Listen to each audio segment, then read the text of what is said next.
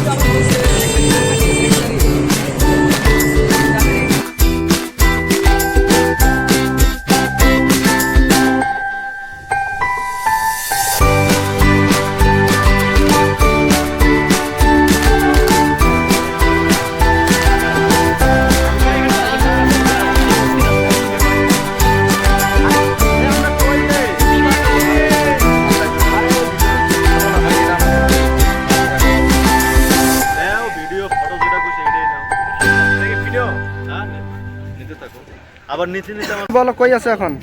পদ্মার পার। তোমার এক্সপ্রেশন কেমন এখানে আসার পর? এক্সপ্রেশন যদি নামতে পারতাম তাহলে ভালো লাগতো। ও আচ্ছা, এখন যদি নামি তাহলে মনে করো পদ্মা থেকে যমুনায় নিয়ে ফেলাবে। তাহলে নেমে যাও। এত বড় রিস্ক নেওয়ার দরকার নেই। ও আচ্ছা ঠিক আছে।